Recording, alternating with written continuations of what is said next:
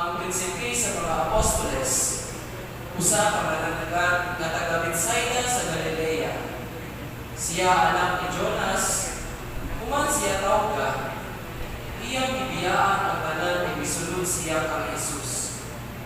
Dito sa Cesarea Filipo, giusab ni Jesus ang iyang pangalan na Simon ngadto sa Pedro. Bingon siya, "Ikaw si Pedro, ug ibabaw ni ining bato, tukuron ko ang akong iglesia.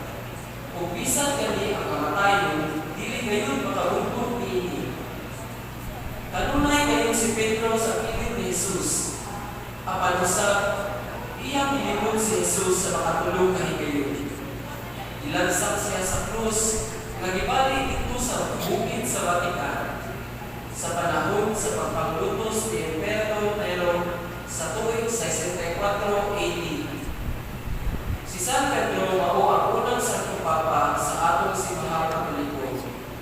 Hunyo 29 ang iyang pangiling o piyesta. Si Andres, usa ka tinunan ni San Juan nga magbubunyag sa wala pa siya magtipon sa mga apostoles ni Jesucristo. Igsuon siya ni Pedro. Uban ni Felipe, iyang gitunol ug gituso ang mga hintel kang Jesus. Ug sa wala pa ang milagro dito sa kamingawan, siya ang misulti kang Jesus sa usa ka bata nga nagdala og mga pan ug mga isda. Si Andres gitahon isip patron sa mga mangingisda.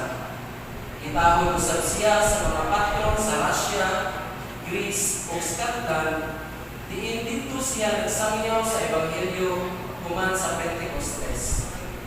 Si Andres ginansang sa krus dito sa Patras, sa Grecia sa forma nga X-shaped cross. Sa maong isod nga kahimtang, nagsangyaw gihapon siya sa mga tawo sa duha ka adlaw sa wala pa siya mamatay. Ang lawas ni Andres gidala ngadto sa simbahan sa mga apostoles, nga gitungkod ni Constantine the Great.